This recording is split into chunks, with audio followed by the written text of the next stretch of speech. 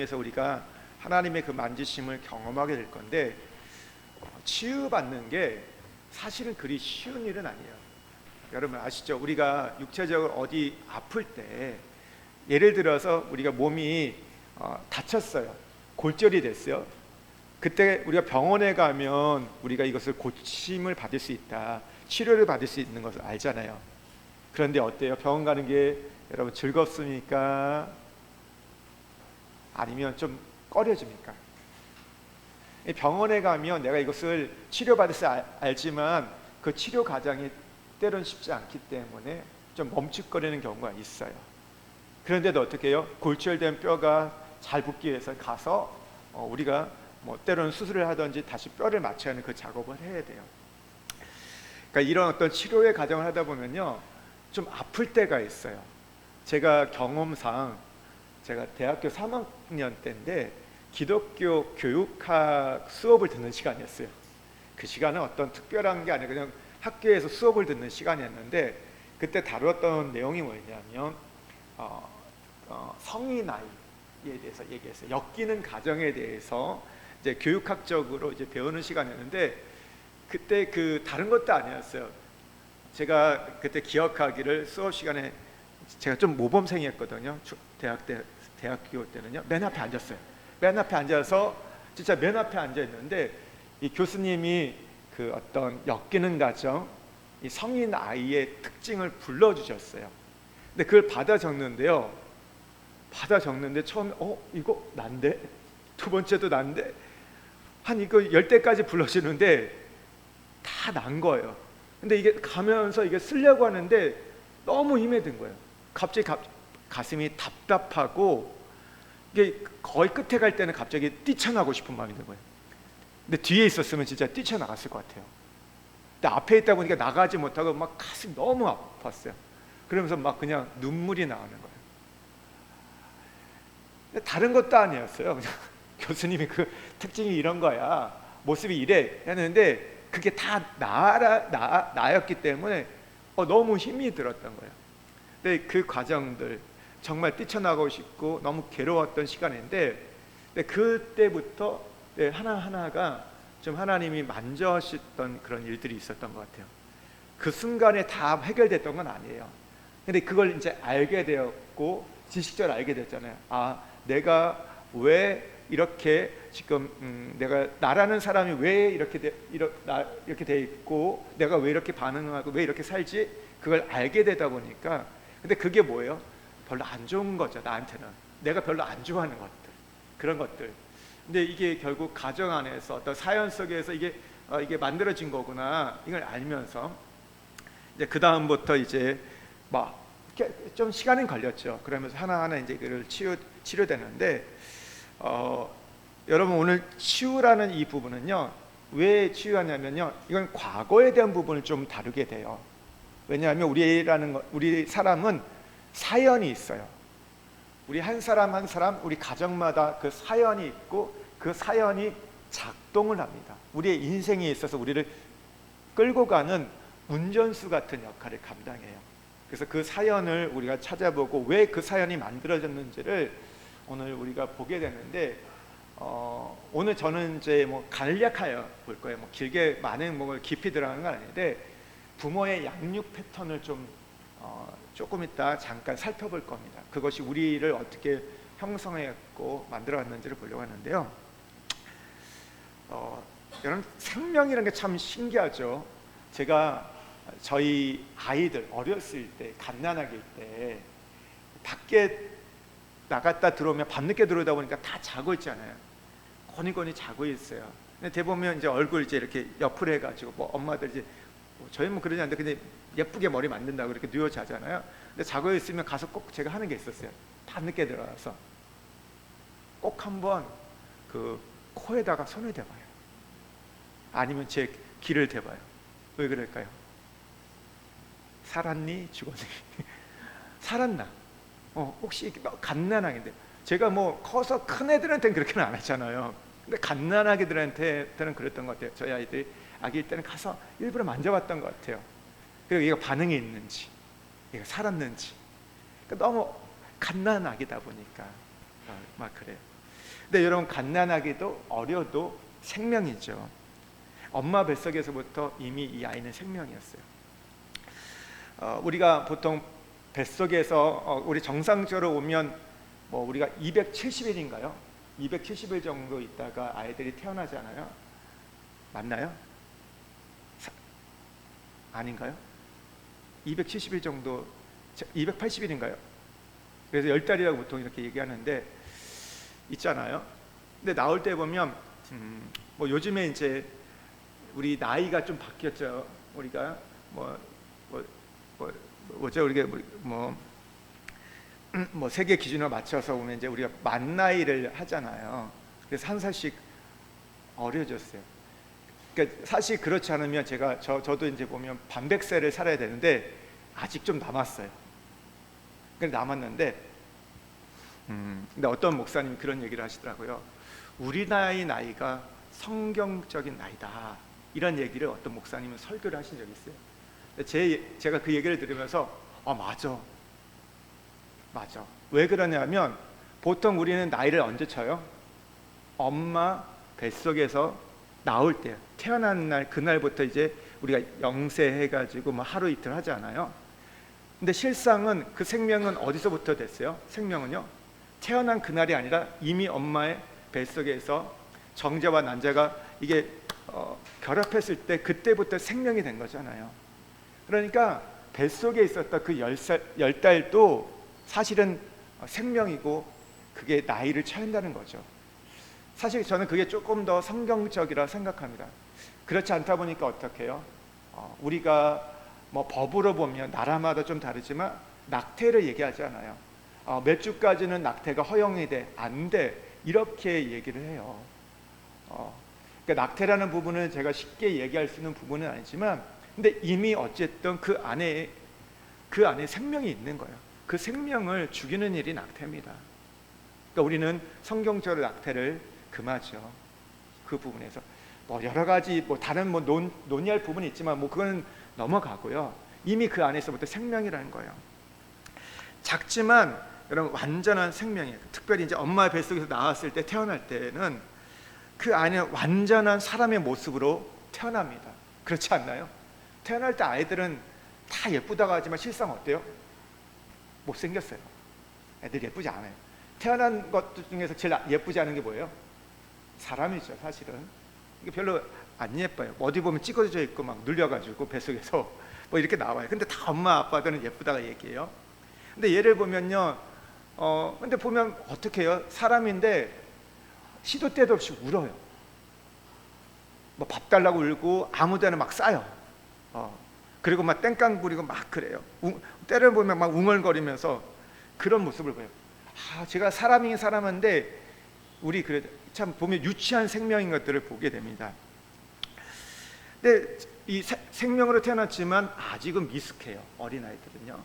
그러다가 5년이 지나고 10년이 지나고 여러 세월이 흘렀을 때 이 아이들이 성장하면서 정말 사람다운 모습, 우리가 다른 말로 하면 성숙한 생명으로 자라는 걸 보게 됩니다. 우리가 예수를 믿고 구원받으면요, 우리 안에 생명이 시작돼요. 그러나 그 생명이 시작되었다고 해서 끝이 아니죠. 시작에 불과합니다. 이제 이 생명이 원리에 따라서 변화되고 성숙한 생명으로 발전해야 우리가 건강하고 정상적인 모습을 우리가 갖게 되는데요. 그러니까 우리의 생명의 단계를 보면요, 처음에는 유치한 시절이 있어요. 그러니까 누군가의 도움을 받지 않고는 살 수 없는 그런 우리에게 어떤 어린아이의 그 생명의 시기가 있죠. 그러다가 청소년의 시기가 되면 어떻게 돼요? 이제 독립하기 시작해요. 독립의식을 갖고 스스로 하려고 하는 시기. 그러다가 성인이 되면 어떻게 해요? 내가 다른 사람에게 도움을 받았듯이 이제 나도 다른 사람의 생명을 자라는 데 있어서 도움을 주는 것이 우리가 성숙한 생명, 건강한 생명으로 자란다고 우리가 말할 수 있습니다. 그런데 우리가 한 가지 알아야 할 것이, 이 생명은요, 일순간에 만들어지지 않는다는 거예요. 우리의 신앙도 일순간에 만들어지지 않습니다. 우리가 불을 받는다고 해서, 어떤 체험을 한다고 해서, 어떤 것을 배웠다고 해서 한순간에 우리가 변화되고 성숙해 가지 않는다는 것이죠. 우리가 하나님을 얼굴과 얼굴을 마주하는 그런 성숙한 생명이 되기 위해서는요, 지식도 특정한 체험도 아닌 과정으로서 기다림이 필요해요. 여러분, 우리가 그 영재들 있잖아요. 우리 부모들의 소원이 뭐예요? 내 아이 영재 되는 거. 그래서 한국에 보면 영재 교육도 있잖아요. 제가 보기에는 여기도 직수도 뭐 그런 영재 프로그램이 있는 거로 알고 있어요. 한국은 어디를 가든지 영재를 키워내려고 하는데, 영재 아이들 나오면 어때요? 보면 뭐 5살 뺏게 됐는데 어떤 애가 몇 개 국어를 하고, 어떤 애가 뭐 미분과 미분하고 뭐죠? 미적분, 네. 적분을 막 풀고 막 그래요. 함수를 풀고, 뭐 초등학교인데. 그러면 이 애들이 어떻게 해요? 검정고시로 뭐 이제 초등학교, 중학교, 고등학교를 패스하고 10몇 살 때 대학에 들어갑니다. 대단하죠. 어떤 아이 보면 IQ가 200이 넘는 아이도 있다고 해요. 우리는 거기 반도 될까 말까 하잖아요. 우리 사실 그렇지 않아요? 그것도 똑똑한 겁니다, 사실. 예. 예. 근데 대단해요. 대단한 머리 갖고 있고 지식을 갖고 있는데, 나중에 이 영재들을 추적해 보면 그 결과들이 어떨까요? 영재 중에서 정말 영재로 대단한 사람, 특출난 사람으로 간 사람들은요, 그리 많지 않더라고요. 의외로 많지 않아요. 왜 그럴까요? 대학에 가서요, 어울리지 못하는 거예요. 관계가 형성이 안 되는 거예요. 그러니까 자기 너무 빨리 뛰어넘다 보니까 거기 형 누나들하고 오빠 언니들하고 지내는데 적응이 안 돼, 관계가 안 되는 거예요. 얘는 정말 똑똑해요. 어떤 문제를 풀면요, 형 누나들보다 더 잘 풀지만 관계라는 걸 모르는 거예요. 어떻게 해야 될지 모르다 보니까 거기서 적응이 안 되는 거예요. 그래서 뭐 카이스트 갔다가 또 다시 뭐 유학을 가게 되고, 다른 데 돌다 보면 오히려 그냥 그러다가 실패를 경험하면서 더 무너지는 것들을 보게 된다는 것이죠. 우리가 이 부모가 자녀의 이 성장과 성숙을 위해서 20년, 30년 기다렸듯이, 우리가 교회 안에서 우리의 영적인 생명이 자라기까지는 기다림이 필요합니다. 기다림이 인내의 과정을 통해서 우리의 속사람이 하나님의 생명으로 성장하고 성숙해 갑니다.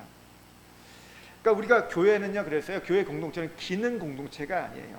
어떤 역할을 감당하는 것을 그치는 게 아닙니다. 근데 이상하게 교회는 오면 뭔가를 시키는 게 좀, 일을 시키는 게, 뭘 해야 한다는 게 좀 앞서는 경우들이 있는 것 같아요. 이 사람을 어떻게 보면 적응시키기 위해서 하지만, 근데 교회는 그것보다 더 중요한 게 본질적으로 여러분 가족 공동체입니다. 가정과 같아요. 아버지가 있고 어머니가 있고 도움을 받고 살아가는 자녀가 있다는 거예요. 부모는 자식에게 생명을 전수하고 자식은 부모로부터 생명을 전달받잖아요. 그러면서 어떻게 해요? 삶의 방법들과 환경을 대처하는 것들, 사랑과 관계를 맺어가는 것들을 배워가는 것들, 함께 나누는 것들. 교회는 마치 그런 곳이라는 것이죠. 근데 이것이 하루아침에 이루어지는 게 아니라 어떻게 돼요? 기다림 속에서, 과정 속에서 이루어진다. 근데 우리가 불안하고 초조하고 견디지 못하는 이유는 뭘까요? 생명을 기능적으로 우리가 이해하고 받아들이기 때문이에요. 어느 날 우리가 어떤 커다란 체험을 하거나 어떤 큰 능력이 있거나 해박한 지식을 갖고 있으면 우리가 어떤 것이 다 해결될 거라, 어쩌면 이런 거 한탕주의적 그런 생각들을 갖고 있다 보니까 우리가 생명을 잘하지 못하도록 방해한다는 것이죠. 우리가 생명을 접근하는 자세는 3가지가 있는데, 첫 번째는요, 아는 게 필요해요. 우리가 하나님을 아는 것, 예수 그리스도를 아는 것부터 우리의 영생이라고 말합니다. 그러니까 생명을 주신 하나님을 아는 것이 필요한데, 그러면 어떻게 우리가 하나님을 알 수 있냐? 2가지 방법이에요. 하나는 지식적인 배움과 또 하나는 체험적인 배움을 통해서입니다. 배움이 없으면요, 우리의 생명이 성장하지 않아요. 그러니까 교회를 다녀야 돼, 5년 10년 다녀도요, 우리가 배움이 없으면, 훈련이 되지 않으면요, 그 자리에 우리가 머물러 있는, 정체되는 걸 보게 돼요. 그러나 이 지식의 어떤 배움의 단계를 넘어서면요, 2번째 단계는요, 우리가 하나님의 생명의 성품에 참여하는 거예요. 이건 뭐냐면 점점 그분을 닮아가는 거예요. 그러니까 예를 들어보면요, 어렸을 때 우리가 누굴 닮았는지 잘 모르지만 조금 지나다 보면 어떻게 돼요? 그 아이에서 엄마가 보여요. 아빠가 보이기 시작해요. 심지어 할아버지, 할머니의 모습이 보입니다. 제가요, 여러분의 모습을 보면요, 누군가 보여요. 누가 보일까요? 여러분의 어머니가 보여요. 어머니가 이러셨구나. 그러니까 특별히 더 그런 거죠. 여성들 보면요, 저희 이모들도 보면 저희 이모가 5인가 6, 너무 많아서 제가 지금 맨날 헷갈리고 있는데 다 다른 것 같아요. 근데 나이가 들면서 보면요, 저희 어머니 모습에도 그렇고 저희 큰이모 모습에도 할머니 모습과 똑같네. 나이가 들면 들수록 더 그런 것 같아요. 그러니까 여성들은 더 그런 것 같아요. 그 모습이 보인다는 것이죠.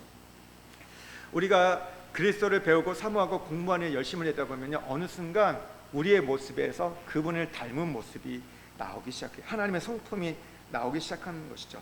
근데 그 다음에 이제 성숙한 단계는 뭐냐면, 닮고 나서는요, 그리스도를 살아가는 게 나와요. 그분과 함께 삶을 살아가는 거. 그러니까 하나님의 일에 우리가 동참하는 거예요. 하나님의 관심이 내 관심이 되고 하나님의 수고가 내 수고가 되는 거예요. 하나님이 아파하고 애통하는 일에 나도 같이 눈물 흘리고 마음 쓰고 어떻게 하면 그 일을 해나갈까 하는 그런 마음을 갖게 되는 것이죠. 그러니까 하나님이 그 일에 수고하는 마음이 있다고 하면 나도 그 일을 위해서 내 것을 드림을 통해서 내 시간과 물질, 건강, 내가 갖고 있는 것들을 어떻게 해서라도 들여서 그 일들을 내가 해낼 것인가, 그 수고를 감당하는 그 마음이 있는 것이죠. 이게 생명의 깊은 단계인데, 이때는 이제 내 가치관이 더 이상 나의 것이 아니라 그 하나님의 철학과 사상과 기쁨과 행복이 나의 행복, 기쁨, 가치관으로 바뀌게 되는 것이죠. 그러니까 우리 그런 차이 있어요. 주님의 그 시선이 머무는 것은 내 시선이 멀고 주의 손과 팔이 필요한 것에 내가 그분의 손과 팔이 되는 그런 삶을 살아가는 겁니다. 그분이 오늘 우리 교회를 어떻게 생각하는가 나의 교회관이 되는 것이고, 그분이 오늘 이 시대를 어떻게 바라보고 있느냐가 나의 세계관이 되는 거예요. 그게 이제 연결이 되는 것이고 함께 그 일들을 해나가는 것이죠. 그래서 성경은요, 우리에게 이렇게 얘기하죠. 예수 그리스도의 장성한 분량까지 이르라, 범사의 그에까지 자라야 된다 얘기합니다. 여러분, 부모가 자녀가 성장을 학수고대하는 것처럼 자녀의 모습이 우리가 성장하면 어떻게 해요? 그동안 우리가 눈물 흘리고 고생하고 아파했던 모든 것들이 한순간에 위로를 받잖아요. 그렇지 않아요? 뭐 우리 비근 예를 들어 가지고 애들이 12년 동안 공부하고 나서 이제 그 결과로 과정이지만, 그래서 어떤 대학에 가게 될 때 참 그 과정을 통해서 부모들이 성취해냈을 때 또 위로를 받는 게 있잖아요. 그것처럼 오늘 하나님도 오늘 우리에게 그렇대요. 요한삼서 1장 4절에 보면요, 이런 말이 있어요. 내가 내 자녀들이 진리 안에서 행한다 함을 듣는 것보다 더 기쁜 일이 없도다. 우리가 성장하고 성숙해서 진리 안에서 행할 때, 진리를 깨닫고 그분의 뜻을 따라 살아가는 것보다 더 기쁜 일이 없대요. 그러니까 우리가 유치한 시절 어린아이의 모습을 벗어버리고 성숙한 사람으로 하나님의 마음을 이해하고 하나님을 돕는 자로 세워지는 것이 하나님의 기쁨이라고 얘기합니다. 여러분, 우리 저희 막내가 지금 5학년인데 저희 집에서 막내잖아요. 예뻐요. 너무 예뻐요. 이렇게 내리사랑이 있잖아요. 그러니까 뭐 큰 아이 볼 때하고 둘째, 셋째 볼 때도 그런 게 있지만 막내는 너무 예뻐요. 그래서 가끔은 그래. 얘가 요만해 그냥 있었으면 좋겠다. 뭐 그런 마음이 있죠. 너무 예쁘고 그런데 근데 진짜 부모만 안가운데 아이가 피터팬 죽은 것처럼 그 나이에 머물게 원하는 부모 있으십니까? 그게 예쁘다고 해서? 그건 아니죠. 그거는 잘못된 거죠. 그렇게 있으면 그것은 나중에 부모의 슬픔이 되는 거예요. 아픔이 돼요.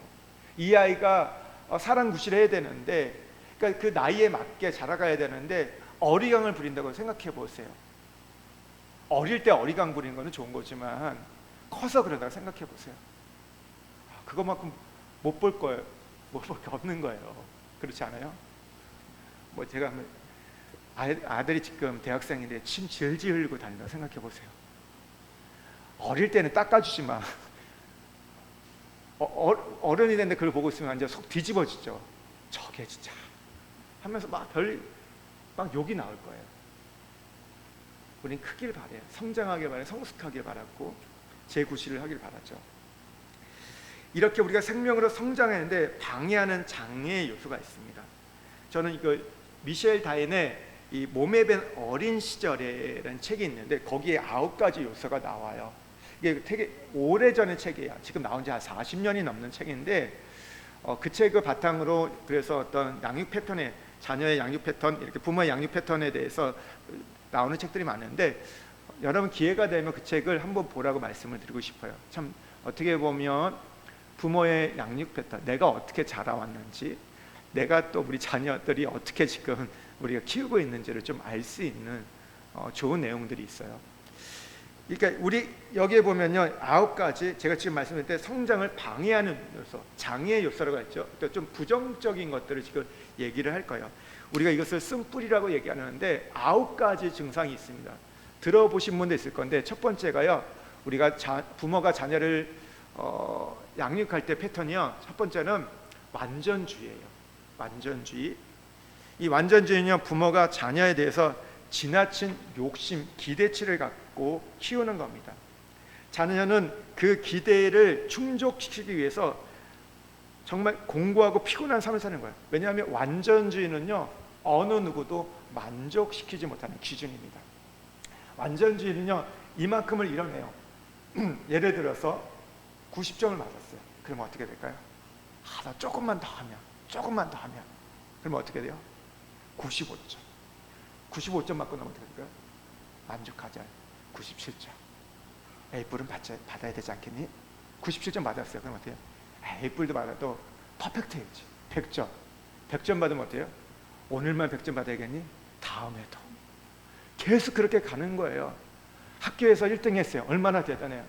학교에서만 1등 하면 어떡하니? 이 시에서 1등 해야지. 아니, 전국에서 1등 해야지.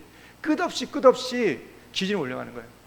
여러분, 완전주의는요, 절대 어느 누구도, 하나님도 만족시키지 못하는 기준을 갖고 계속해서 가는 겁니다. 그러니까 완전 죽어나는 거죠, 애들이요. 부모는요, 자식을 인정하지 않아요. 끊임없이 더 많은 것을 요구하기 때문에 자녀들은 어떻게 되는지 아세요? 자기 비하감에 빠집니다. 자기 불만족에 빠져요.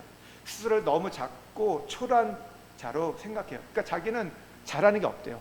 완전주의자들 보면요, 잘한다고 얘기 안 해요. 나 못한다고 얘기해요. 이게 겸손이 아니에요. 왜냐하면 너무 기준이 높다 보니까 자꾸 그렇게 눌려버리는 거죠.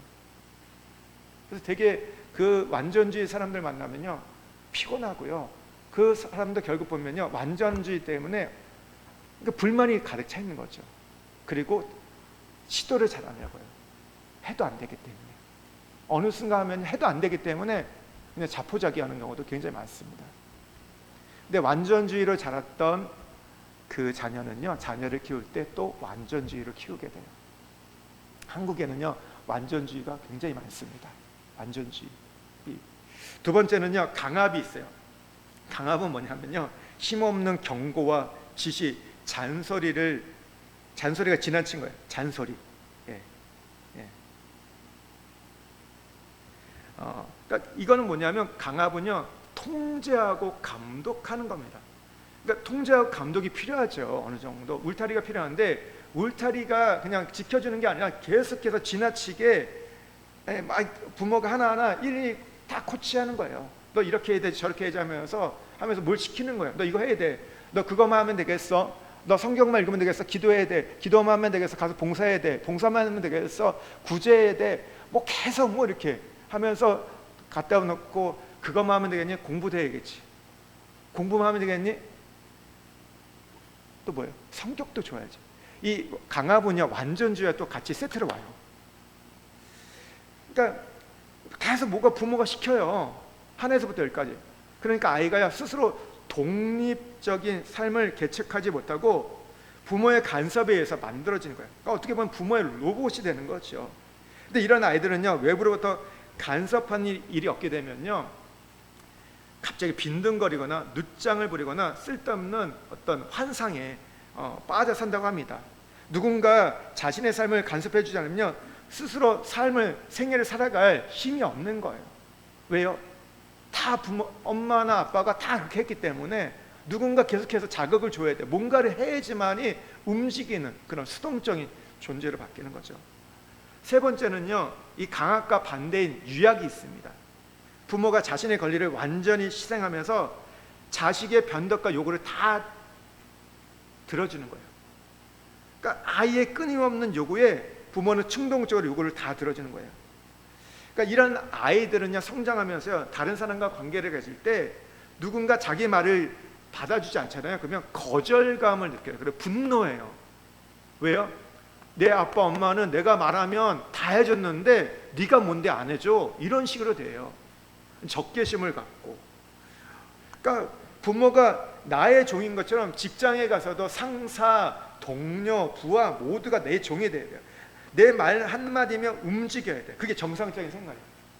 그러니까 이게 하나님도 마찬가지예요. 하나님을 종처럼 부려먹는 거예요. 하나님 이거 해주세요, 저거 해주세요, 이거 해야 돼요. 이런 식으로 대하는 거죠. 이거 왜 그래요? 부모의 잘못된 사랑이 빚어내는 결과인 거죠. 또 하나 과보호 있습니다. 가행보호. 그러니까 이 가행보호로 자란 아이들은 우주의 중심이 나입니다. 모든 것이 나를 중심으로 하네요. 이 가보의 특징은요, 규율과 통제가 없다는 겁니다. 가보호 속에 자란 아이들은요, 원하는 것이 있으면요, 화를 내거나 응석을 부리거나 울음을 터뜨려요. 부모를 위협해가지고 부모가 어떤 것이 약한지 알아요. 아킬레스건인지 알아서 그것을 치고 들어가가지고 자기가 원하는 것들을 이뤄냅니다. 성취해내는 거예요. 그러다 보니까 이 아이한테 버릇없고 무모하게 자라게 됩니다. 습관적으로 자기 훈련의 결핍증에 빠져요. 그러니까 이 아이는 나중에 어떻게 되냐면 방종과 무욕에 빠집니다. 오늘날 이 가보로 자란 아이들 너무 많아요. 아이들이 뭐 많은 집에서는 가보로 자랄 수가 없어요. 생존해야 되잖아요. 생존이에요. 근데 하나 있는 집은 어떻게 해요?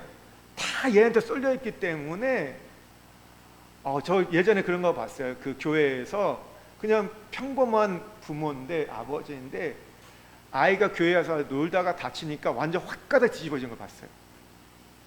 와, 저렇게까지 막 몰아붙이시는데 교회 다니는 분이에요.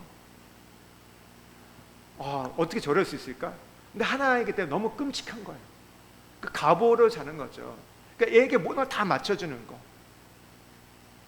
애는 그러니까 왕이 된 거죠. 근데 이 아이는요, 나중에 보면 방종을 무기력해요. 하나님을 이해하는 데 있어서도요, 나는 아무것도 하지 않고 하나님은 이런 거야. 알아서 척척 갖다 줘야 돼요. 내가 그냥 마음에 생각하면 나 이거 먹고 싶어요. 오늘 거기 그게 와 있어야 되는 거예요. 나 이거 갖고 싶어 하면 그게 나한테 손에 쥐어져야 되는 거예요. 그러니까 성경을 볼 때도 이런 사람들은 어떻게 보는지 아세요? 주께 드려야 할 것들, 우리가 어떤 헌신하고 봉사하는 것보다 주께서 돌보셨다, 주께서 나에게 베푸셨다, 거기에만 아멘 하는 거죠. 아무것도 하지 않아도 모든 것을 조용히 해결해 주시는 그런 하나님으로 받아들입니다. 그러니까 이런 분들은요, 주세요 복음 신자가 되는 거예요. 주세요, 주세요, 맨날 주세요, 이런 것만 하는 거죠. 생활에서도 부모가 그랬듯이 언제나 누군가 자기의 필요를 위해서 배려해주고 책임지는 삶을 살아야 돼요. 우리가 이 9가지 이제 패턴들, 이제 이 중에서 가장 결혼 기피 대상이 방치입니다. 그러니까 방치가 아니라 가보예요. 가보로 자란 사람과 결혼하면요, 그 배우자는 죽어나요. 죽어납니다. 나는 평생 종이 돼야 되거든요. 왕으로서 왕비로 돼야 되는데, 여러분 부부관계가 어떻게 그렇게 형성이 됩니까? 안 그렇잖아요. 그래서 절대 여러분 자녀들 만날 때 이제 그러잖아요. 그 부모를 봐야 되고요. 그리고 이제 우리가 나중에 볼 때 자녀를 볼 때 얘가 가보로 되었다.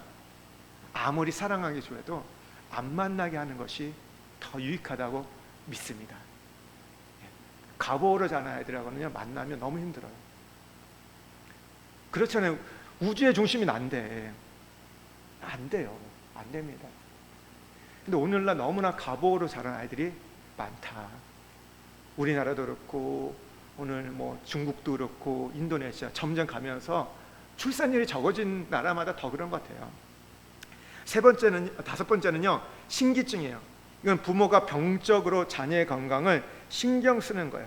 그러니까 조금만 아파도 큰 병으로 생각하고 이런 아이들은 엄살을 피워요. 그러니까 열만 나와도 죽을 병이라 생각하는 거죠. 이런 아이들은요, 극도로 이기주의에 빠집니다. 그러니까 자신이 몸이 불편하면 만사의 의미가 없고 의욕을 잃어버려요. 그러니까 몸이 아프면 아무것도 안 해버리는 거야. 신기증. 그러니까 작은 것 갖고도 이게 뭐 하나 났는데도 나 이거 뭐 안 걸린 거 아니야? 뭐 이렇게 생각하고 과대 포장하는 거죠.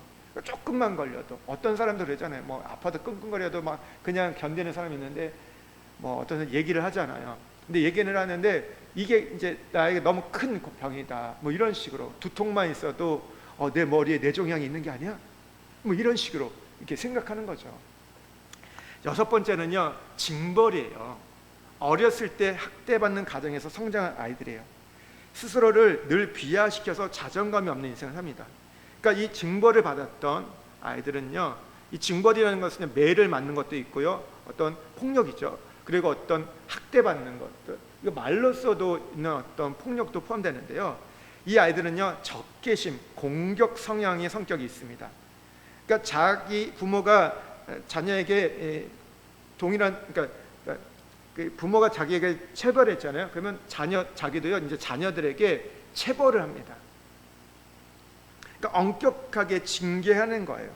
그러니까 어떤 사람은요, 이런 사람이 있어요. 대화 중에 상대편의 목소리만 커져도요, 굉장히 이것들을 불쾌하고 화를 내는 사람이 있었는데, 왜 그런가 했더니 어렸을 때 자기를 벌했던, 징벌했던 부모 밑에서 경험했던 게 그런 거예요. 부모가 목소리가 커진 후에 이어서 체벌이 왔던 거예요. 매를 때리든지 욕을 하든지 막 그러다 보니까 이 사람은요, 누군가 옆에서 사람의 목소리가 커지면 그것을 폭력으로 이해하면서 싸울 태세를, 적개심을 갖게 됐다는 거죠. 일곱 번째는 방치가 있습니다. 방치. 그러니까 이거는 일찍 부모가 사별했거나 뭐 이혼하는 가정에서 자란 아이들. 이혼은 굉장히 큰 아이들에게 충격입니다. 요즘에 하도 이렇게 이혼하는 가정들이 많다 보니까 뭐 그거에 대해서 뭐 그냥 당연시 여기는데, 사실 그것들이 어른들도 사실 이혼이라는 건 큰 충격이잖아요, 인생에 있어서. 근데 아이들은요, 부모가 당하는 충격보다 더 큰 겁니다.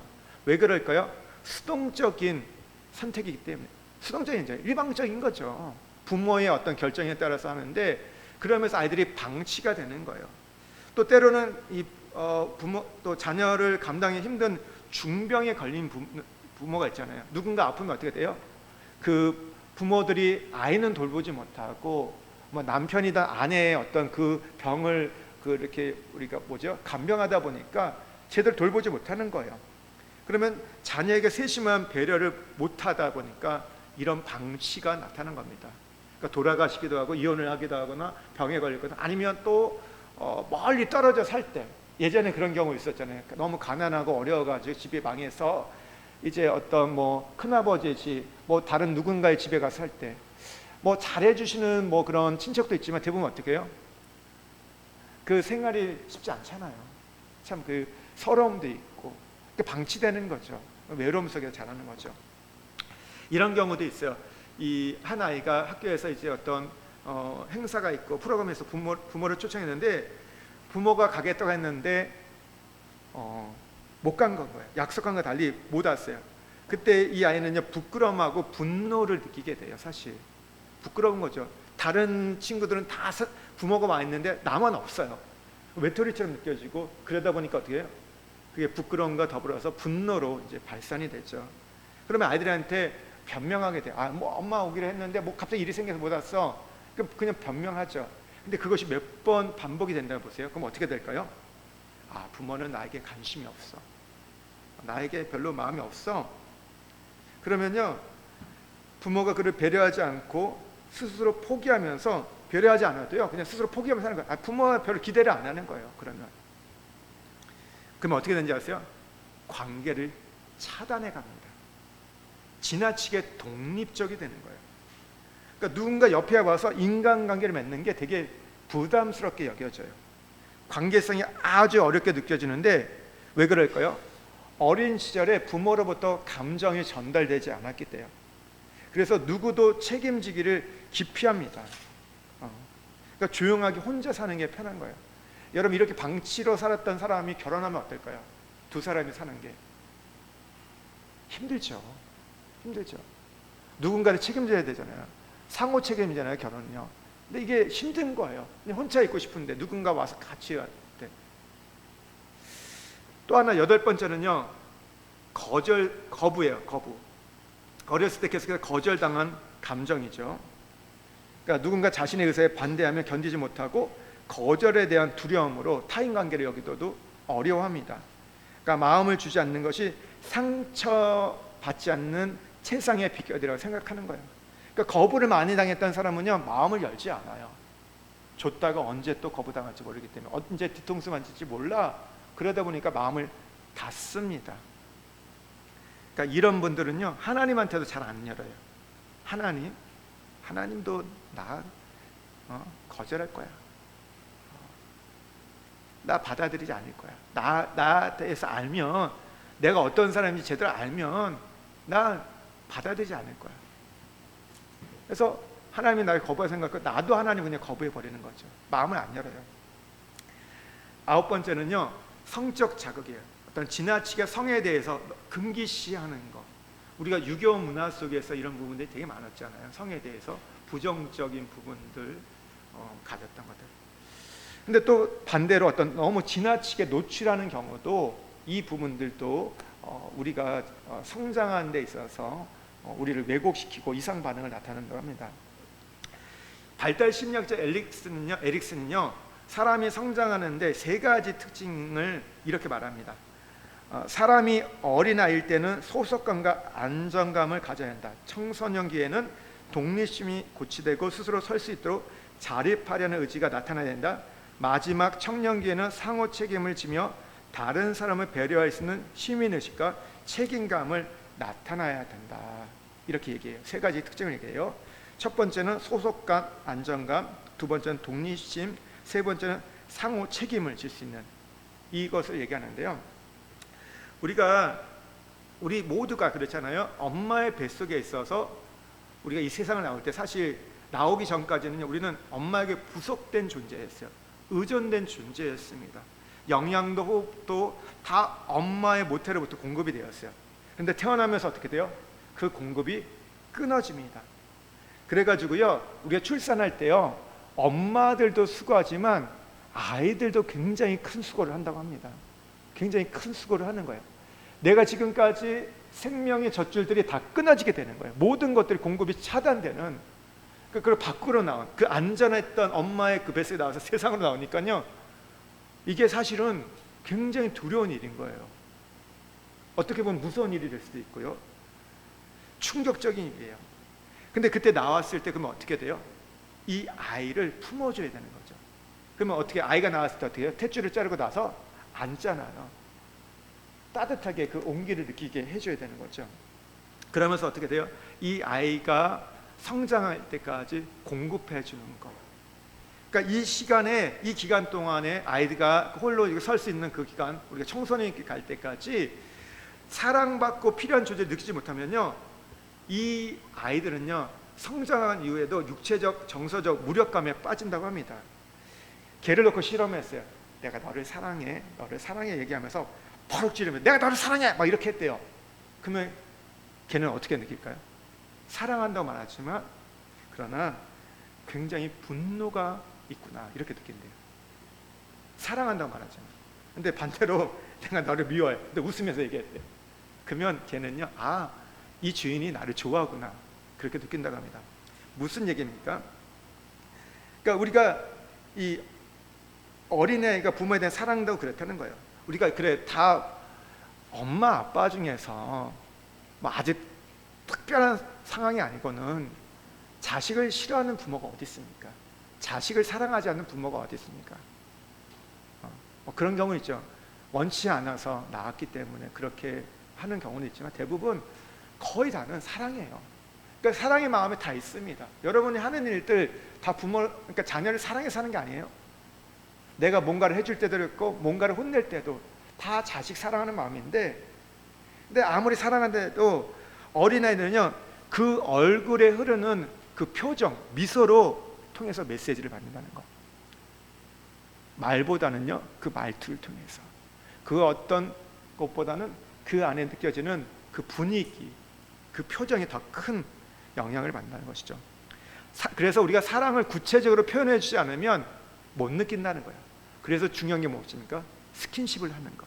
스킨십, 어렸을 때 스킨십을 많이 해줘야 되는 거예요. 정말 비비고 하는 게 이게 나쁜 게 아니에요. 애들은 좀 귀찮을 수도 있는데 뭐 다 너무 이렇게 너무 많이 하면 그러겠지만 그래도 많이 해줘야 된다는 것이죠. 접촉을 통해서 부모의 감정이 이입된다. 언어가 있기 전에 감정이 전달되기 때문이에요. 근데 우리 부모들은, 요즘 젊은 부모들은 조금 다르지만 옛 부모들은 이 부분을 잘 못했어요. 그러니까 특별히 또 남 앞에 있을 때 못했어요. 근데 그게 아이들에게 어떻게 보면 상처가 되는 거죠. 부모가 자상하지 못하고 엄격해서 표현이 없는 부모 밑에서 자란 아이들은요, 사랑을 고백하는 게 참 어려워요. 받아보지 않았기 때문에 그걸 어떻게 할지 잘 몰라요. 많이 받아본 애들은요, 그런 표현이 너무나 익숙해요. 보세요. 그래서 첫째보다 누구예요? 둘째 애들이 훨씬 잘해요. 둘째보다 셋째, 막내가 더 잘해요. 저희 집 보면요, 맨날 얘는 모르겠어요. 이게 진심인지 아니면 이제 늘 얘기, 엄마 사랑해, 아빠 사랑해, 너무 잘해요. 둘째, 셋째는 하지만 덜해요. 표현들 보면요. 워낙 얘는 막내는 진짜 거의 내리사랑으로, 그러다 보니까 부모도 그렇고 형 누나들 이렇게 하다 보니까 그게 너무 익숙한 거예요. 우리가 그러잖아요. 때로는 이 굳어있는 부모의 환경 밑에서 자란 아이들은 한마디만 하면 벽이 무너질 수 있는데 그 표현 자체가 부끄럽게 여겨가지고 표현을 못해요. 남편들 그런 분 있으시죠? 안 그러세요? 표현 잘 못하는 분들 있지 않으세요? 그 한마디만 해주면 되는데 안 되는 분 있잖아요. 그때 어떻게 해야 될까요? 내가 저 사람 만나가지고 내 인생이 이게 아니라, 그때는요, 사실은 결혼은 절대 엄마하고 결혼하는 게 아니거든요. 엄마하고 아들이 결혼하는 게 아니잖아요. 근데 뭐냐면 결혼했을 때 아내가요, 때로는 엄마 역할을 좀 해줘야 돼요. 그게 안 됐기 때문에, 충족되지 않았을 때는 그런 스킨십을 통해서 그 남편의 그 정서들이 풀어져서 그 말을 할 수 있도록 도와주는 역할, 그게 에제의 역할입니다. 돕는 자인 거예요. 하나님이 이 땅에 아담과 하와를 만들 때 돕는 자를 지으셨잖아요. 에제를. 그러니까 그렇게 할 수 있도록 우리가 하는 거죠. 그 한마디만 하면 많은 부분들이 풀릴 수 있는데, 부부관계에서도 풀릴 수 있는데 안 하기 때문에. 그러니까 우리가 어린 시절에 부모에게 전달받을 게 뭐라고요? 신뢰, 소속감, 안정감이에요. 이것은 말로 표현하고 쓰다마 줄 때, 스킨십 할 때 되는 거예요. 보통 우리가 6세 이전에 이것들이 많이 이루어져야 한다 얘기를 하죠. 그리고 12세까지 이게 좀 된다고 얘기하는데, 이때까지 하면요, 부모들이 6세 정도까지만 제대로 하면요, 아이들이 와서 그냥 안겨요. 와서 이제 스킨십해요. 좋은 걸 알거든요. 그러니까 청소년이 돼도 청년이 돼도 엄마 아빠한테 와서 안기는 거죠. 이게 좋은 걸 알기 때문에. 우리가 교육학에서 보면 애착관계라는 게 있습니다. 애착관계가 형성되지 않으면요, 자꾸만 하나님에게도 뭔가 확인하려고 해요. 그러니까 이런 아이들이 있어요. 그 엄마 치마꼬리 잡고, 엄마가 주방에 가면 주방에 따라가고, 화장실 가면 화장실에 따라가는 아이들 있잖아요. 왜 그럴까요? 엄마와 이 애착관계가 형성되지 않아서 그런 거예요. 애착관계가 형성되는 아이들은 어때요? 엄마가 그 자리에 없어도 불안해하지 않아요. 괜찮아요. 엄마 올 거야. 나 지금 놀고 있지만 엄마는 언제 올 거야. 그런 믿음이 있거든요. 근데 애착관계가 형성되지 않으면 불안이 있고 불신이 있는 거예요. 엄마가 나를 버릴 수도 있어. 내가 그래서 엄마를 쫓아가야 돼. 신앙생활에서도 이 애착관계가 형성되지 않은 분들은요, 하나님을 시시때때로 괴롭힙니다. 자꾸 하나님을 확인하려고 해야 돼요. 뭔가 안 해주면 하나님 날 미워해, 날 싫어해, 이렇게 하나님을 자꾸 괴롭혀요. 그래서 우리가 부모와 그 어린 시절에 신뢰관계가 잘 형성되지 않으면요, 우리가 성장에서도요, 겉은 멀쩡해 보이지만 실제로는요, 사람과 관계를 제대로 하지 못해요. 대면하거나 거리를 두거나 어떤 친밀함을 주고받는 것이 굉장히 불편하는 그런 것을 보게 됩니다. 우리가 자라면서 어쨌든 우리에게 가장 큰 영향을 미치는 것은 부모입니다. 그건 어느 누구도 부인할 수 없는 사실이고, 부모는요, 특별히 우리가 아빠는 아버지라고 불림을 받잖아요. 하나님과 동일한 호칭을 받는 거예요. 하나님을 우리가 아버지라고 하잖아요. 그러니까 너무나 중요한, 그래서 부모는 하나님의 대리자라고 우리가 표현을 합니다. 그러니까 너무 중요한 관계인 거죠. 우리가 청소년기가 되었어요. 이제 어린 시절이 그러고요. 청소년이 될 때 부모의 지나친 과도한 사랑으로 아이를 과잉보호하면요, 이것 또한 아이를 망칩니다. 청소년기는 뭐 하는 시기예요? 아이가 독립하는 시기입니다. 부모를 떠나는 그런 어떤 예행 연습을 하는 거예요. 스스로 해보는 거예요. 그때 뭐예요? 시행착오를 하는 시기입니다. 시행착오를 하는 시기인데, 이때도 부모들이 다 하나하나 해주니까 어떻게 돼요? 애들이 독립을 못하는 거예요. 그러니까 어떻게 돼요? 청년에 대해서 다 엄마 아빠한테 의존하고 물어보고 찾고, 뭐 우리가 헬리콥터맘 뭐 이런 말들이, 캥거루맘 생기는 게 왜 그래요? 이 청소년 시기를 제대로 못했기 때문에. 이게 아이를 망치는 거예요. 우리는 뭐예요?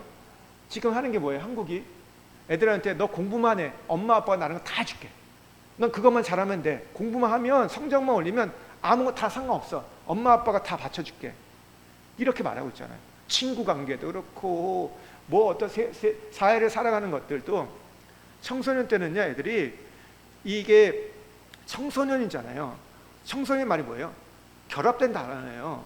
소년에서 청년으로 변화되는 과정인 거예요. 그러다 보니까 몸도 변하고요, 이 어떤 감정도 변하고요, 생각도 변하는 시기예요. 당연한 거예요. 그때서 그래서 종잡을 수 없는 시기인 거죠. 왜냐하면 어느 날은 소년이었다, 어느 날은 청년이에요. 얘네도 왔다가 호르몬의 변화도 있고 하니까. 근데 그걸 어떻게 돼요? 봐주는 거예요. 그 시기인 거예요. 그러면서 스스로 독립하는 시기인데 다 해주는 거. 애들이 싫으면 그냥 싫다고 놔둬야 되는데, 꼭 그거 먹이려고 하는 엄마들 있잖아요. 꼭 그거 시키려고 하는 부모들. 아니라는 거죠. 어떻게 해야 돼요? 이때는 선택할 수 있도록 결정권은 어떻게 돼요? 부모에서 아이에게로 넘겨주는 거예요. 같이 논의를 해야겠죠. 근데 아이에게도 이걸 넘겨주는 것들.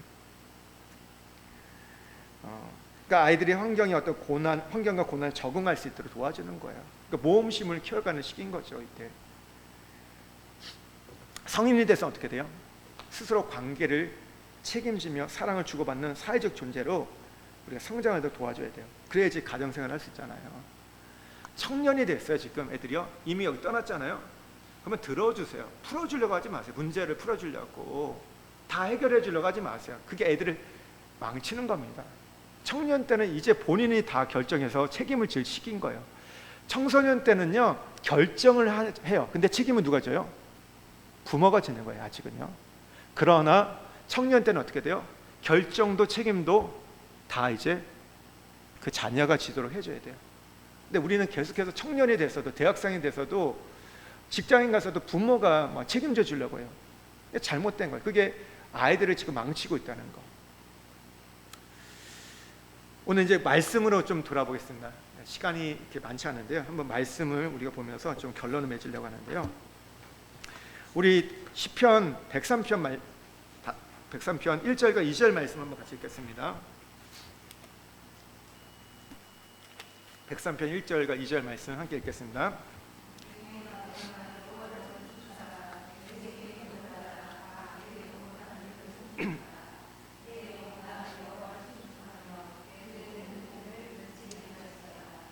다윗이 하나님을 송축해요. 하나님을 찬양하는 이유를 말하는데, 그 이유가 13절과 14절 말씀을 13절 말씀을 좀 읽겠습니다. 함께 읽겠습니다. 아버지가 자식을 긍휼히 여긴같이 여호와께서는 자기를 경외하는 자를 긍휼히 여기니라. 여러분, 아버지가 자식을 긍휼히 여기고 또 아버지는 자기를 경외하는 자를 긍휼히 여기신다. 이게 정상적인 부모와 자녀의 관계의 모습이에요. 여러분, 상담을 하다 보면요, 부모에 대한 원망의 감정이 많이 있는 걸 보게 돼요. 부모에 대해서요. 근데 그것을 극복하게 하는 것이 바로 신앙입니다. 아버지가 자식을 긍휼히 여기는 가정을 살지 못했어도요, 우리에게 소망이 있는 것은 하나님이 우리의 아버지가 된다는 거예요. 요한복음 17장에 보면요, 아버지란 단어가 38번 나와요. 여러분, 어쩌면 우리의 육신의 아버지가 우리에게 쓴뿌리를 남겼고 우리의 육신의 어머니가 우리에게 신앙을 남기지 않았을지라도, 여러분, 하나님께서 우리의 아버지가 되어주시고 우리의 어머니가 되어주셔서 그 결핍들과 부족을 채울 수 있는 것이 바로 신앙입니다. 이사야 49장 15절에 보면요, 여인이 어찌 그 젖먹는 자식을 잊겠으며 자기 태에서 난 아들을 긍휼히 여기지 않겠느냐. 그들은 혹시 잊을지라도 나는 너를 잊지 아니할 것이라. 그런 젖먹이는 엄마가 자식을 잊지 않죠. 근데 혹여나 잊을지라도 우리 하나님께서 우리를 잊지 않는다고 말씀하세요. 그러면 하나님이 우리 아버지가 돼서 우리에게 주신 게 뭐냐? 오늘 다시 시편 103편 3절과 4절 말씀 한번 보겠습니다. 3절부터 5절까지요. 예, 그가 내 모든 죄악을 사하시며 내 모든 병을 고치시며 내 생명을 파멸해서 속량하시고 인자와 궁유로 관을 씌우시며 좋은 것으로 내 소원을 만족하게 하사 내 청춘을 독수리같이 새롭게 하시는도다. 첫 번째는 모든 죄를 사해 주신대요. 제사함의 은총, 용서를 우리에게 경험케 한대요. 12절에 보면요, 동이 서에서 먼 것처럼 우리 죄가를 우리에게 멀리 옮기셨다 얘기하세요. 두 번째는요, 우리의 모든 병을 고쳐주신대요. 죄로 말미암아 연연 우리의 신체적인 결함, 손상, 그것을 극복해 줄 걸 약속해 주시고요. 4절에 보면 세 번째가요, 내 생명을 파멸에서 속량하시고, 우리는 가정생활부터 파멸을 경험했습니다. 하나님의 사랑을 경험할 가정 공동체가 어떤 부모의 어떤 질병과 어떤 경제적인 어려움들, 어떤 다툼으로 인해서, 이혼으로 해서 좋지 않는 파멸을 우리가 전수해 줬지만, 그런데 하나님께서 우리가 가정에서 부모를 통해서 체험받은 것을 받을 것, 체험받지 못한 것들에 대해서 채워줄 거라고 말씀하세요. 내가 내 생명의 파멸에서 건져주겠다, 내가 끊어주겠다, 대신 채워주겠다고 말씀하세요. 네 번째는요, 인자와 긍휼의 관을 씌우시면, 이게 아버지의 마음이라는 거예요. 다섯 번째는요, 좋은 것으로 내 소원을 만족하게 하사 내 청춘을 독수리같이 새롭게 하신다고 말씀하세요. 독수리는요 60년을 사는 여러분 새라고 합니다. 그런데요, 이 독수리의 인생은요 30년이 나눠진대요. 30년이 되면요 독수리는 완전히 늙어서요 활동할 수 없는 상황이 되는데, 이때 독수리는요 30년째 새로운 생명을 살기 위해서 한 20일 정도 금식을 한대요. 그러면서 자기 몸의 모든 털을 뽑아버리고 부리와 그리고 발톱을 바위에 부딪혀서 피가 나게 해가지고 다 그것들을 잘라낸대요. 그리고 나서 한 20일 정도 이제 금식하고 나면요, 그 시간 동안 새롭게 발톱이 나오고 부리가 나오고 털이 나온대요. 그러면 새로운 생명을, 마치 이제 젊은 독수리가 돼서 나머지 30년을 살게 된다고 합니다. 오늘 하나님 우리를 그렇게 하신대. 우리의 인생이 공고하고 고통스러운 인생을 살았을지라도, 우리가 시들어가는 인생을 살았을지라도, 하나님이 사랑하시고 보장하시는 사람은요 청춘이 그 독수리처럼 새로운 인생, 거듭난 인생을 살게 해준다고 말씀하세요. 그러니까 우리가 어떤 상황과 고난을 살았던, 하나님이 너의 아비를 되셔 해서 아비의 역할, 어미의 역할을 해주겠다고 말씀한 거예요. 새로운 인생을 살 수 있도록, 새로운 청춘의 인생을 살 수 있도록 해주겠다고 우리가 말씀하신 거죠. 근데 여기 한 가지 조건이 있습니다. 그게 뭐냐면 14절이에요. 14절 말씀 한번 같이 읽겠습니다. 이는 그가 우리의 체질을 아시며 우리가 단지 먼지뿐임을 기억하시미로다. 우리가 단지 먼지뿐임을 기억하시미로다. 그러니까 하나님은 우리가 먼지, 진흙, 흙임을 알고 계신 거예요. 여러분, 진흙은 어때요? 부드럽고 부드러워지기 쉽습니다. 그래서 이것을 교육학에서는 가속적인 존재로 표현해요. 그러니까 플라스틱 같은 존재라는 거죠. 성질이 있다는 거예요. 그러니까 어린아이는요, 이 플라스틱, 가소성적인 존재인 거예요. 그 무슨 얘기예요? 잘 변한다는 거예요. 그거에 대해서 만지는 것에 따라서 새로운 모양으로 나올 수 있다는 겁니다. 어른이 된다는 건 뭐예요? 굳어져 있다는 거예요. 굳어져 있다는 거. 근데 아이들을 보면요, 천진난만하고요, 굉장히 다양한 걸 보게 돼요. 잘 변하는 걸 보게 돼요. 마태복음 18장에 보면요, 예수님이 이런 얘기를 하셨어요. 너희가 어린아이와 같지 아니하면 결단코 천국에 들어가지 못한다. 어린아이 말이 바로 가소성적인 존재라는 겁니다. 그러니까 어린아이는요, 부모가 주무르는 대로 형성되는 거예요. 아이들은 보면요, 자아가 별로 없고요, 편견이 별로 없어요. 그냥 부모의 의도대로 만들어주는 거예요. 그러니까 하나님이 우리를 마음대로 주무를 수 있도록 우리가 거칠고 강팍한 자아를 버린 상태가 진토의 상태라는 거예요. 13절의 말씀에 보면요, 여호와께서 자기를 경외한 자를 불쌍히 여긴다. 자기를 경외한다는 게 뭐예요? 어린아이 같은 심정으로 우리가 나가는 걸 말합니다. 자녀가 된다는 거예요. 어린아이처럼 나를 비우고 하나님을 대할 때 부모를 대하는 것처럼 아버지로 대하며 나갈 때 그런 겸손한 마음을 갖고 나가는 거예요. 근데 아이들 보면요, 이 과자 하나 갖고도 막 싸우다가도 또 과자 하나 주면 또 그게 풀리는 걸 보게 돼요. 이게 가소성인 거죠. 언제든지 유연한 거예요. 언제든지 바뀔 수 있는 거예요. 신앙은요, 자기를 비우는 겁니다. 하나님이 우리의 아버지가 되시고 나를 주무르게 원하신다는 것을 우리가 인정하는 거예요. 그러니까 내가 치유되고 파멸해서 우리가 생명을 우리가 주시길 원하는데, 그러잖아요. 모든 병과 죄악에서 우리를 사하시고 우리에게 인자와 긍휼로 관을 씌우시고 좋은 것을 만족해서 청춘 같은 독수리 같은 인생을 살게 하기를 원하시는데, 그러려면 너가 내 앞에 나올 때 어린아이로 나와라. 나를 아버지로 인정하고 내가 너를 어떻게 만드는지 그걸 받아들이는 그 마음으로 나오면 된다. 여러분, 치유의 시작은 첫 번째가요, 하나님을 아버지로 인정하는 거예요. 그리고 나는 아이로서 어떻게든 그분이 만지실 때 몰라요. 어떻게 만질지 지금 몰라요. 근데 그분을 믿고 맡겨드리는 거. 그럴 때 오늘 우리 안에 치유가 나요. 치유가 안 되는 분이 어떤 분이 아세요? 고집을 부리는 분들, 자기를 너무 붙잡고 있는 분들 있잖아요. 이런 분들은 치유가 잘 안 돼요. 잘 안 바뀌어요.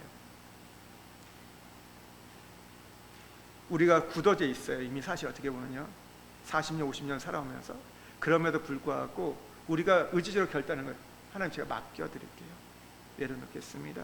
주는 통기장이고 나는 진흙이기 때문에 주님이 원하시는 대로 날 빚어주세요. 제가 주님이 치유하시는 이 과정 속에서 나를 맡겨드리겠습니다. 그때부터 치유가 일어나는 거예요.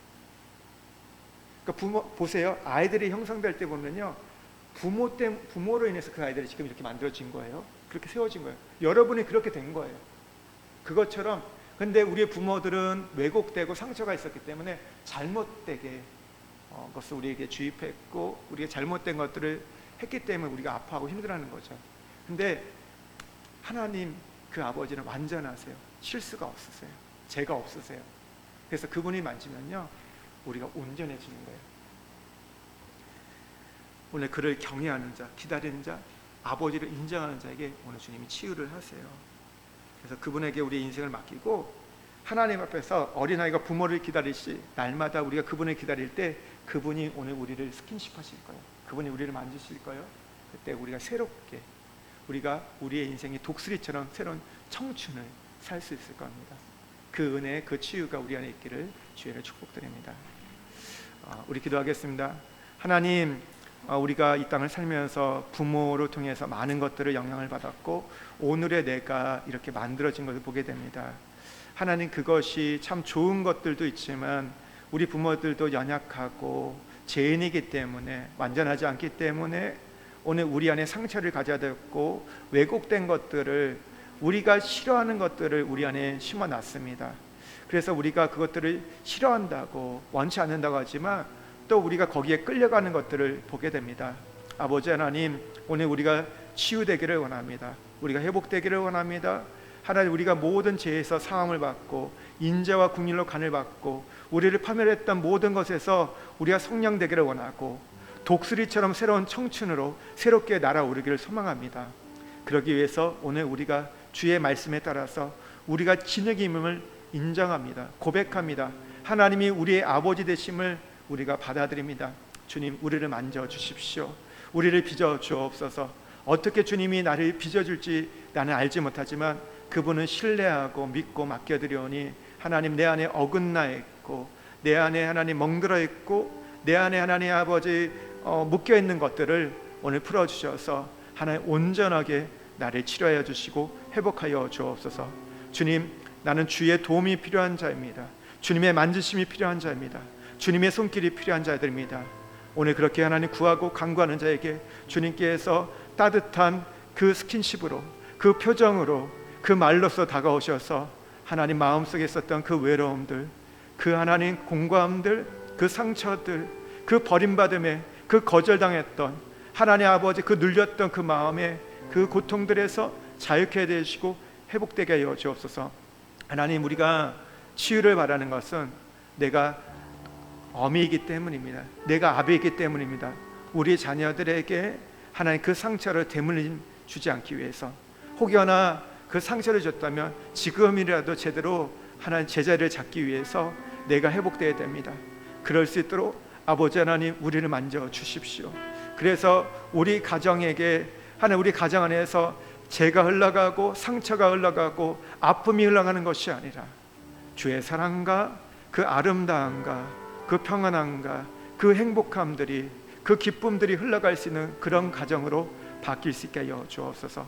그래서 내가 행복해지고 내가 회복됨으로 우리 자녀들도 온전해지는 그 은혜를 누리게 하여 주옵소서. 이제는 우리 주 예수 그리스도의 은혜와 하나님의 사랑과 성령님의 교통하심이 오늘 주님 앞에 치유를 받기를 소망하는 어린아이처럼 주 앞에 나가는 한 사람 한 사람 머리 위에, 또 우리 함께하는 오늘 모든 믿음의 식구들, 또 우리 흩어져 있는 우리 자녀들 가운데, 이민족과 열방 가운데 복음을 증거하는 우리 선교사님, 저 북녘 땅에서 하나님을 아버지라 믿고 그 고통과 시름 속에서도 믿음을 지켜가는 주의 백성들 가운데 함께 하시기를 간절히 축원하옵나이다.